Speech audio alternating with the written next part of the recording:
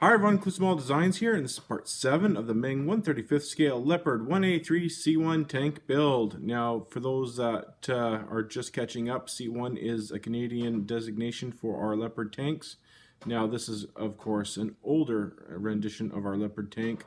This is our first Leopards of the Canadian military. So just if you're unfamiliar of what we're talking about, that's what we're talking about. So anyway, we're not so much looking at the tank today. We're actually talking about the diorama. I just wanted to have the tank in there just so it kind of corresponds with the title of the video. But that's pretty much the location of where we're going to be putting the tank.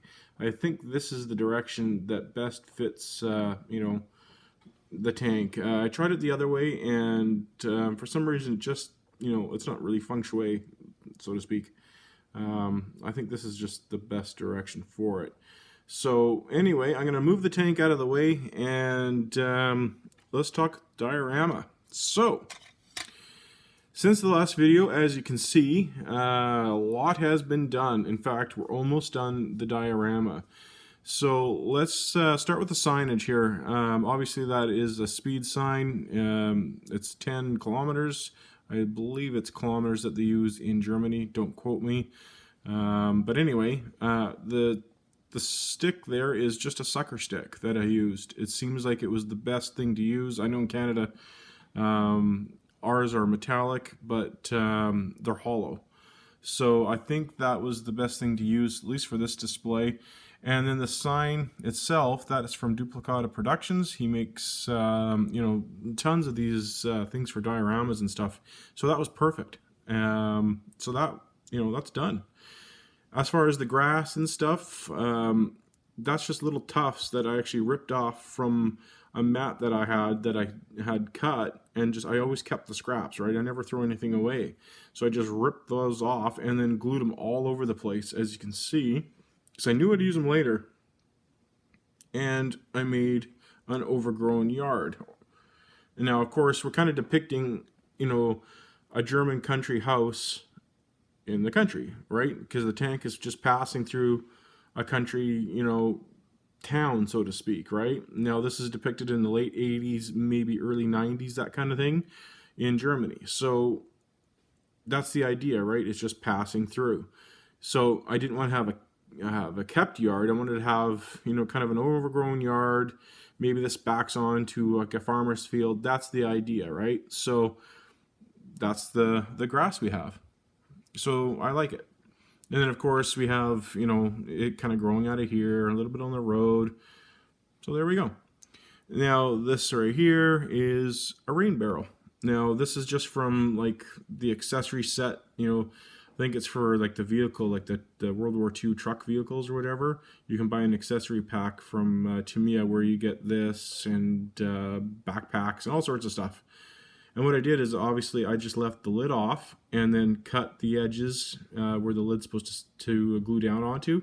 Cut that off and then painted it as you see. And then I used the Vallejo Wet Effects right here, because this kind of is like a grimy, gooky color. And I lined the entire barrel with it, the bottom and the sides, let it dry, and then I started filling it with this stuff right here, this realistic water. Now it's only, about that full. It's not really full, because you have to dry it in, layers, right? So you fill it a little bit, let it dry, let it fill a little bit, let it dry, because you can't fill it to the top because it won't dry right. So that's what I'm doing. So as it dries, hopefully it'll pick up the wet effects and look like kind of grimy, gross water. And then I left a little bit of a hole there, as you can see, so we can fit this into here. Eventually we'll shove it in there, glue it down, and then we'll have the eaves troughs. If you look in the picture there, the eaves troughs running down. So instead of running it down to the road, I'm going to cut it right about there and have it running down to the rain barrel. So that way this looks a little bit different. So it's coming along nice. And if you look in the window there, we got drapes. And then if you kind of look, I don't know if you see the glare, I actually have had a clear, sheet. Nice thick sheet. I think it's like, from like an overhead projector. Those old sheets that are kind of thick, but they're clear. I actually cut it to shape and placed it on the back side of the window so it simulates glass. You probably can't see it. Anyway, it looks like a glass window over there. And then if you look inside the window, actually you can kind of see the glare now. It looks like there's drapes, and that's just using cloth. You know, I guess I could have used that side, but I wanted a bit of color. Now, any old cloth will do, right? And you can make some drapes out of it. Just add some more realism to your diorama. Well, I'll show you the drapes in a second. And then my dad, he had some stickers and such from his train sets that I've done videos on, but because he's going for a western town, he didn't need these. And I thought, you know what, I can use them.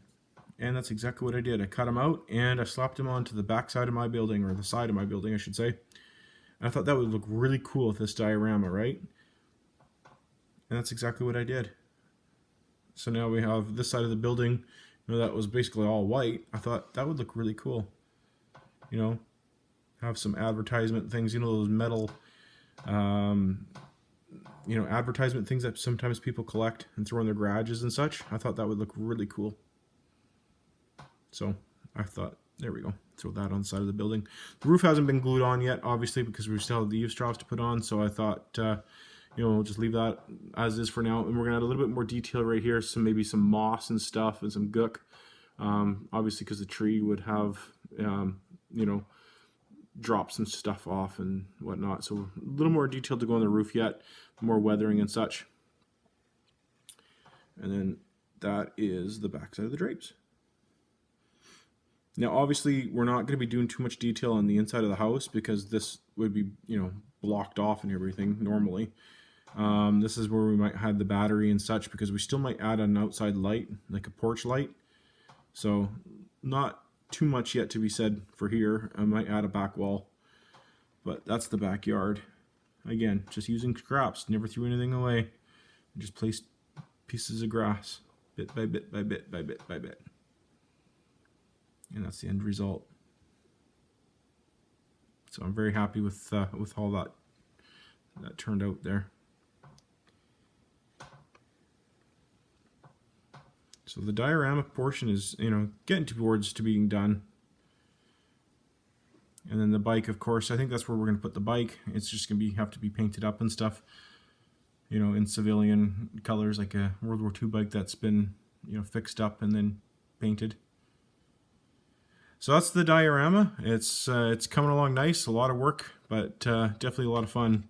And then we'll slap the tank down there once the tank you know, is all done, and should look fairly nice when we're all done. So there we go, guys. Let me know what you think. Please like, share, and subscribe as always, and I look forward to your comments. Thanks so much.